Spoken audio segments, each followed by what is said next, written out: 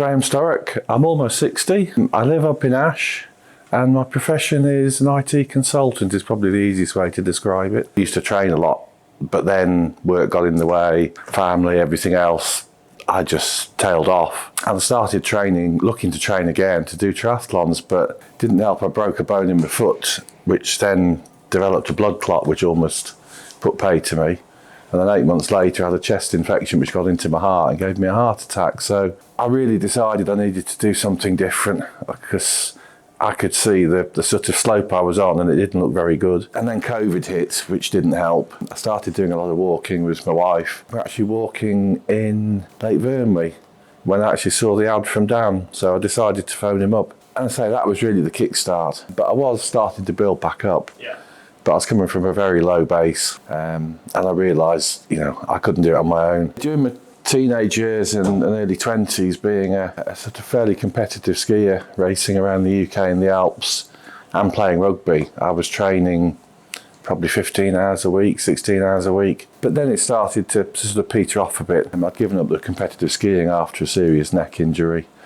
I got back into coaching skiing, so I thought I need to keep going. But it wasn't really anything structured, it was all over the place. And then as time went on, I got jobs which meant I was travelling 5 days a week, and that became harder and harder to train then, and obviously then the weight piled on and everything else. I've been pushing, particularly this year, I had a chat with Dan at the beginning of the year.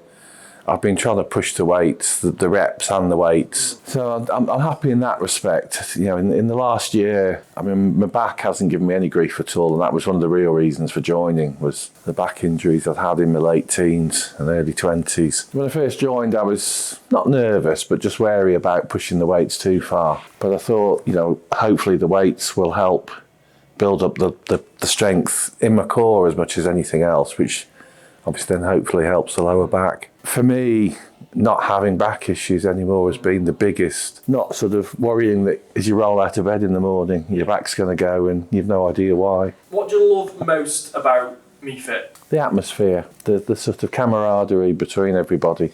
It's just a really good group of people, and things like teams on a Saturday is a real buzz. Everybody seems to help everybody else. I used to train very long hours, mainly on my own. In my teenage years, I could do that. As I say, it sort of that petered off, and I was getting bored in the gym on my own and struggling. But it's the people around you, and looking at people more better than you, people who are not lifting as much as you, probably can't lift as much as you, but everybody's pushing their own limits. I'd say if you want to improve your mental health, if you want to improve your physical health, it's helped me immensely, both physically and mentally. Always just giving people a push, people pushing you.